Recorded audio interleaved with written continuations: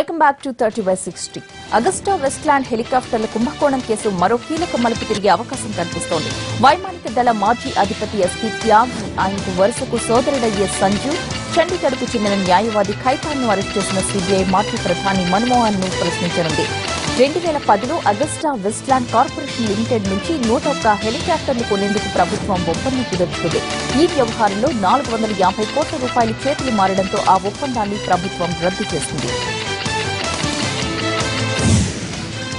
Tata Sons chairman పదవి నుంచి ఉద్వాసనకు గురైన సైరస్ మిస్త్రీ మరోసారి సంచలన ఆరోపణలు చేశారు. అగస్టా వెస్ట్లాండ్ హెలికాప్టర్ల కుంభకోణంలో మరో కీలక పాత్రధారి ఉన్నారని కలకలం రేపారు. Tata Sons board nominee director Vijay Singh ఈ కుంభకోణంలో కీలక పాత్ర పోషించారని మిస్త్రీ కార్యాలయం ఆదివారం విడుదల చేసిన ప్రకటనలో ఆరోపణలు గుర్తించింది. అప్పటి రక్షణ శాఖ కార్యదర్శిగా 3,600 కోట్ల రూపాయల హెలికాప్టర్ల కాంట్రాక్ట్ ను అగస్టా వెస్ట్లాండ్ దక్కేటి విధంగా చక్రం తిప్పిన వారిలో విజయ్ సింగ్ ముఖ్యుడని పేర్కొంది.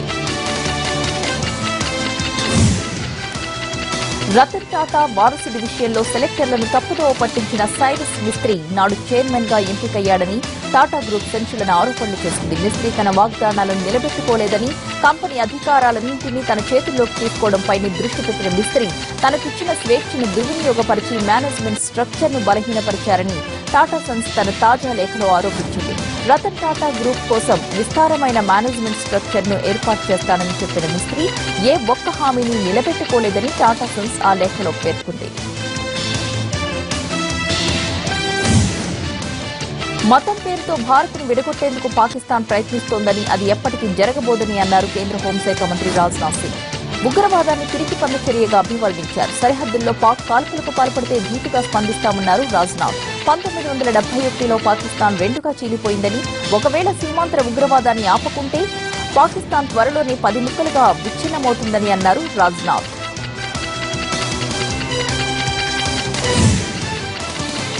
విదేశాంగ మంత్రి సుష్మా స్వరాజ్ కు ఢిల్లీలోని ఎయిమ్స్ వైద్యులు మూత్రపిండ మార్పిడి శస్త్రచికిత్సను విజయవంతంగా పూర్తి చేశారు. ఆమె ఆరోగ్య పరిస్థితి నిలకడగా ఉందని వైద్యులు చెప్పారు. ఓ 40 ఏళ్ల వ్యక్తి స్వచ్ఛందంగా తన కిడ్నీని మంత్రి కోసం దానం చేశారు. కిడ్నీ దాతకు సుష్మతో ఎలాంటి సంబంధం లేదు. సుష్మతో పాటు కిడ్నీ దాత పరిస్థితి కూడా మెరుగ్గానే ఉందని ఎయిమ్స్ ప్రకటించింది. సుష్మా డిశ్చార్జ్ కు 2 నుంచి 3 వారాల సమయం పడుతుంది.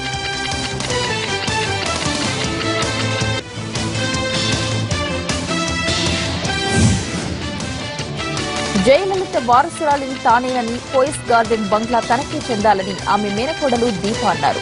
శశికళ నటరాజన్పై అవినీతి కేసులు ఉన్నాయని, అన్నాడీఎంకే పార్టీని నడపడానికి ఆమె సరైన వ్యక్తి కాదని జాతీయ మీడియాతో చెప్పారు. అన్నాడీఎంకేని నడపాల్సిందిగా ఆ పార్టీ నేతలు శశికళను కోరడంతో దీప స్పందించారు.